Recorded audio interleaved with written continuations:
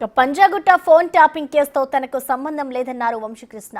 తనకేం తెలియదని చెప్పినా విచారణకు పిలిచారని అరెస్టు చేశారని అన్నారు. అసలు పరశురాములు సంతోష్ కుమార్తో తనకు ఎలాంటి సంబంధం లేదని క్లారిటీ ఇచ్చారు.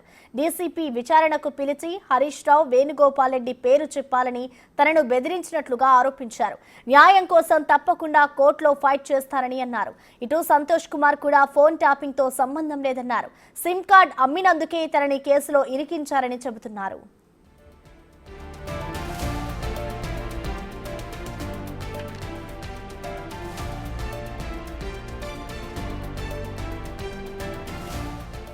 దీనిపై మరింత సమాచారాన్ని మా ప్రతినిధి సురేష్ అందిస్తారు.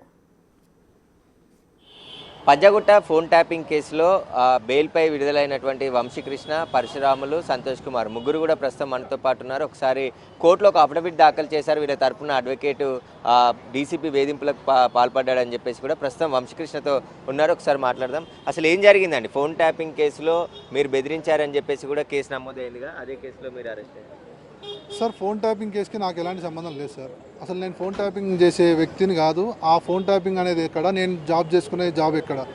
నేను ఆరోగ్యశ్రీలో చిన్న ఉద్యోగిని. ఒక జాబ్ చేసుకునే ఒక జిల్లాకి నేను ఒక మేనేజర్ని. నా పని నేను చేసుకుంటూనే ఉండేవాడిని. ఫోన్ ట్యాపింగ్కి నాకు ఎక్కడ సంబంధం ఉంటుంది సార్? మరి అరెస్ట్ చేసి జైలుకి పంపించారు కదా? అరెస్ట్ చేసి జైలుకి పంపించారంటే ఆ రోజు ఈవినింగ్ వరకు ఏ కేసులో అరెస్ట్ చేస్తున్నా కూడా మాకు తెలుసు sir.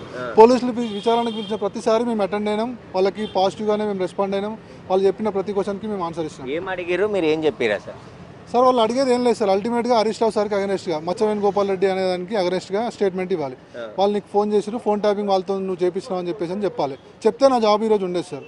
DCP Vijay Kumar sir గారు మన శనివారం మొన్న 15th రోజు నన్ను అరెస్ట్ చేసిన రోజు ఆఫ్టర్నూన్ వరకు నాకు టైం ఇచ్చారు. మార్నింగ్ వచ్చి మీరు ఈరోజు ఈవినింగ్ లోపల నువ్వు కానీ వాళ్ళకి అగనెస్ట్గా స్టేట్మెంట్ ఇవ్వకపోతే నీ జాబ్ లేకుండా చేస్తా, నీ లైఫ్ రేపటి నుంచి నీ లైఫ్ లేకుండా చేస్తా అని చెప్పారు. ఈరోజు నా లైఫ్ ఇలా ఉంది సార్. అంటే మీరు ఆరోగ్యశ్రీలో కూడా అనేక గోల్మాలకు పాల్పడ్డారు అని చెప్పేసి కూడా చెప్తున్నారు కదా, దీన్ని అసలు నల్గొండలో మిమ్మల్ని ఎందుకు తప్పించారు అక్కడ నుండి? సార్, వాళ్ళు చేసింది ఇది కూడా తప్పు సార్. నేను నల్గొండ జిల్లాకి చేయలేదు సార్. ఇంతకుముందు నేను మెదక్ జిల్లా మేనేజర్గా చేశాను. అక్కడ నుంచి నల్గొండ జిల్లా మినిస్టర్ పేషీలో జాబ్ చేశాను. అక్కడ నుంచి నల్గొండ జిల్లాకి ఇప్పుడు నాకు పోస్టింగ్ ఇచ్చారు. హరీష్ రావు గారి పేషీలో జాబ్ చేశారు? అవును. ఆ నల్గొండ నేను 3-4 నెలలు చేశాను సార్ హరీష్ రావు సార్ పేషీలో. ఆ తర్వాత నాకు నల్గొండ జిల్లా మేనేజర్కి ఇచ్చారు. నేను అటు పోయినా.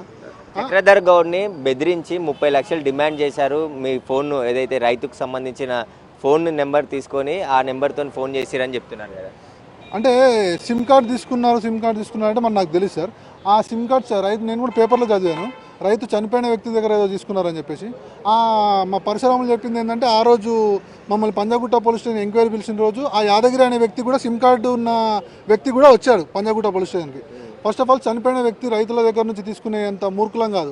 అట్లాంటి సంస్కృతి చక్రధర్ గౌడ్కి ఉంది. ఈ మన సోకాల్డ్ చక్రధర్ గౌడ్కి మీకున్న సమస్యలు ఏంటిది, అసలు ఏం జరిగింది? చక్రధర్ గౌడ్ దగ్గర నేను ఒక 3-4 నెలలు పనిచేశాను సార్. ఆయన అవసరాల నిమిత్తం మన మెడిసిన్ డిస్ట్రిబ్యూషన్కి, మెడికల్ దాంట్లో నాకు ఎక్స్పీరియన్స్ ఉందని ఆ ఒక 2020 మిమ్మల్ని హరీష్ రావు చక్రధర్ గౌడ్ దగ్గర పంపించి